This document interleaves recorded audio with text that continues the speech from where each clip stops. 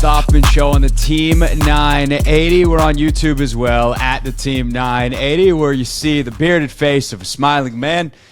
Wrote a very, very good book. It's called Sideline CEO, Marty Smith. You also know him, of course, from ESPN. Marty, thanks so much for the time, man. I so appreciate the time, brother. Thank you so much for giving me a platform to chat about it.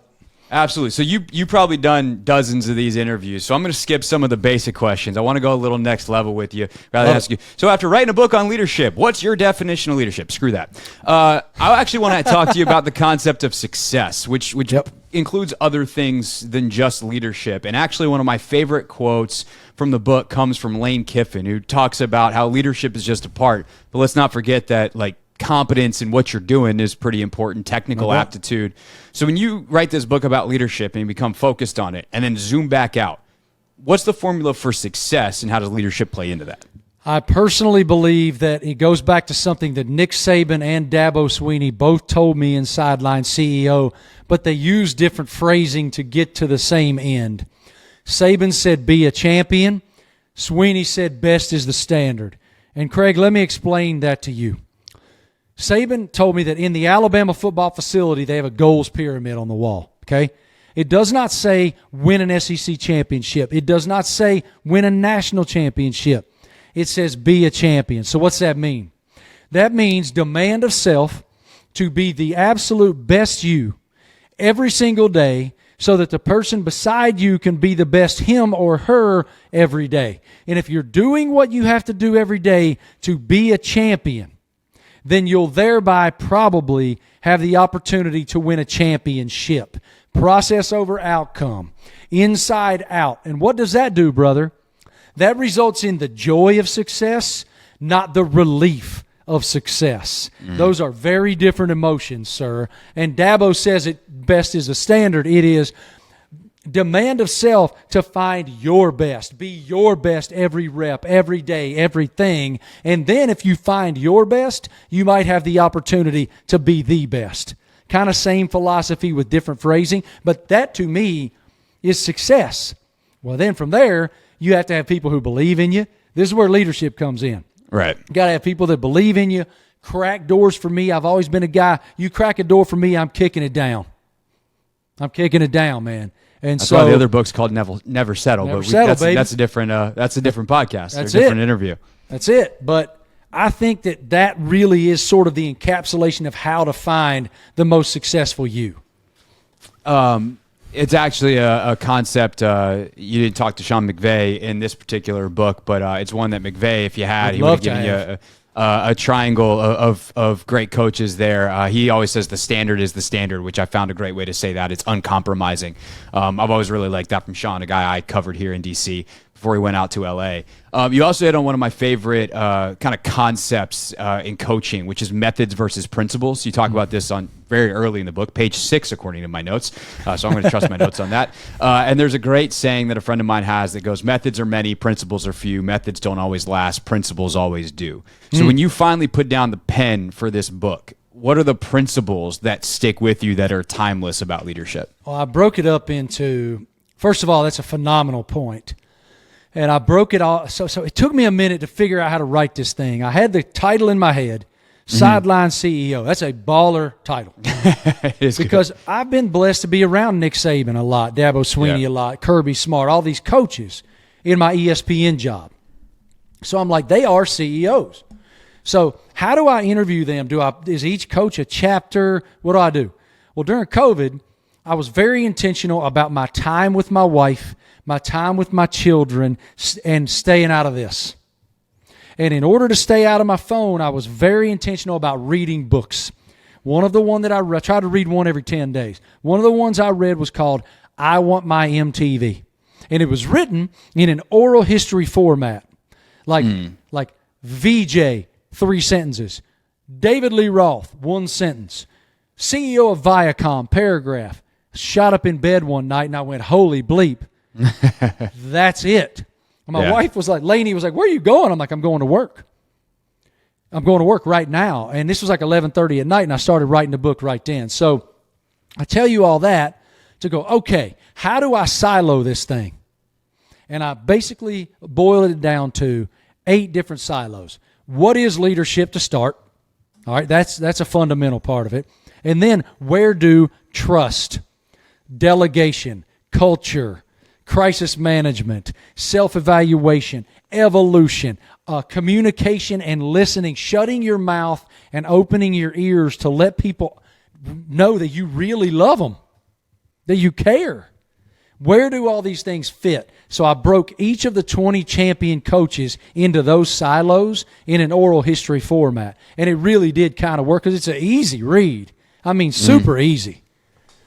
Yeah, no, you'll fly through it. The book is Sideline CEO. We're talking to Marty Smith, of course, ESPN, but just wrote a second book, and we're happy to spend some time with him here on the Hoffman Show. You also had to decide who was going to be in the book, which is an interesting decision-making process I'd like to unpack with you a little bit, because you talked to, you said, 20 championship coaches and executives. You know, got like Christian Horner in there as the principal at Red Bull's Formula One team, for instance. And I'm curious how you decided to include folks who maybe not have always lived up to their own standard. Urban Meyer is the one that is the one that comes most top of mind. He's clearly one of the best college football coaches ever in terms of success. And in the book, some of this stuff that he has is just incredible in terms of the conciseness, the clarity, how much he's clearly thought about this stuff. But he's also the same guy, had that incredibly embarrassing stint in Jacksonville. He's had controversies at Ohio State and Florida. And to his credit in the book, he's like, yep, I've made a bunch of mistakes. Yep, that's why I thought he was great. Yeah, how do you process a figure like Meyer, and ultimately why do you decide to include him in the book?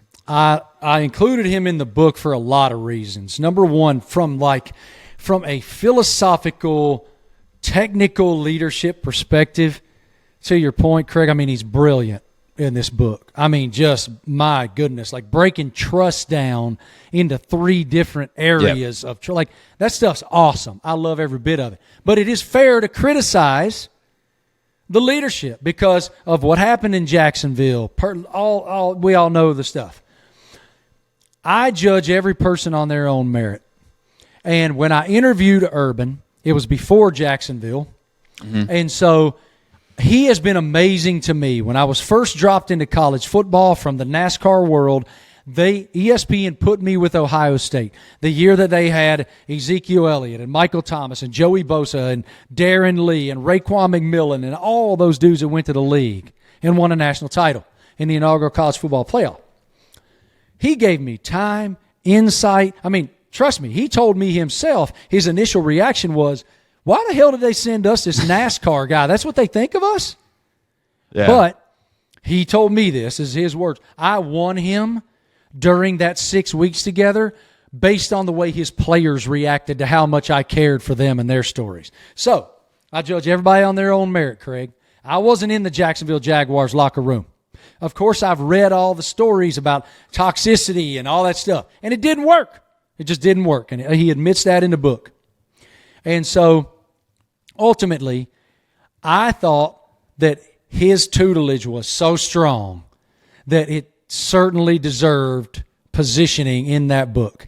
And I think I would encourage everyone to read it yourself and then make your own judgment. Yeah, no, I think that's fair. I think you can also take knowledge from people that don't always live up to their own, How many of us are flawed? Yeah, all right, Craig, how many of us, like, it's funny how we love to, especially with social media and all that BS, and how keyboard cowboys just love to fire away, baby. Let's build up our own insecurities by tearing other people down. Let's fill voids and failures in our own life by hurting others. And this is not me defending anything Urban's done. That's not what I'm doing. That's a good clarification. I am speaking for myself. Yeah. And so it's just interesting to me how the human element, especially in today's world, we're pretty quick to do that. Yeah. I think it also is what makes a guy like Saban so amazing. Lane talks about how Saban is one of the few guys that actually lives up to it, lives it every day, and you see why Nick is Nick and everybody else, even if they're wildly successful, ain't Nick. Marty Smith is with us here on the Hoffman Show. Power dynamics also talked about a lot in the book. And they talk about how they've changed over time, empowering players, empowering assistants, and having to shift the communication over the years as players have gained more power, specifically amongst the college coaches that you talk to. And I'm curious what you think, after talking to all these folks, separates college coaches who maybe rely on that power structure versus those that could go to the league versus someone like a Christian Horner who sits over the top of a 1,500 person enterprise operation, and how leadership changes within those different power structures. Or Joe Gibbs or Doc Rivers, who, I should probably mention Joe Gibbs is in the book if you want people in Washington, D.C. to read it. Yeah, Everybody, Joe Gibbs is in the book. What an amazing man. I've known Coach Gibbs for almost 25 years now through my NASCAR life. Right. Multiple Halls of Fame, 11 championships. I mean, he's just an amazing person and has experienced tremendous personal hurt and strife in his life. And so his faith is indomitable throughout any of that. Highest highs, most crushing lows. And he shares a lot of that with me in the book. And I think he said it best: when you're in a high pressure, high demand, must win now, winning is the standard platform, and there's that one 5-letter word that when you and me went to J school, they told us, always follow the money. Because when you're dealing with money, everything changes. And when you're dealing with NBA money, and now, today, quarterbacks and defensive ends are starting to make 9-figure guarantees. Leadership shifts a little bit, man. And so all of that's really fascinating to me. And they do such a great job in the book of breaking all that down. And to your point, in the college game with NIL and at the high school level, recruits are making demands. I'll come to your school if. Mm-hmm. It's a whole different world, man. The college football I fell in love with is gone.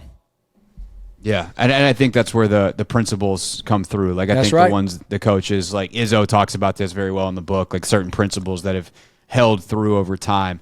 All right, what's your favorite anecdote from the book? Just like your favorite story that gets told. Forget the hardcore, like, oh, this is what leadership is about. What's your favorite, most entertaining story from the book? I think it's from Doc. So quickly, I know we got just a couple minutes, but the crisis management chapter is absolute brilliance that anybody who's a leader in any way can inject into your daily path and use, because it's vulnerability. We see these folks that are in the pages we see them in press conferences, we see them yelling on the sideline, but so many of them stripped themselves for me and shared these unbelievable moments of vulnerability and crisis management. So go read that. One of the most amazing principles and moments in the book was Doc Rivers sharing the Ubuntu philosophy with me. And for those of you who don't know what that is, Doc and the Celtics, Kevin Garnett, Rondo, those guys used in 2008 to win the championship in the NBA.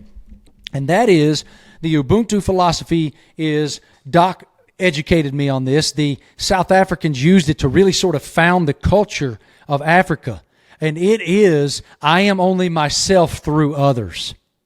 I can only be my best through your best. And then my favorite sentence in the book is this: I can't be threatened by your good.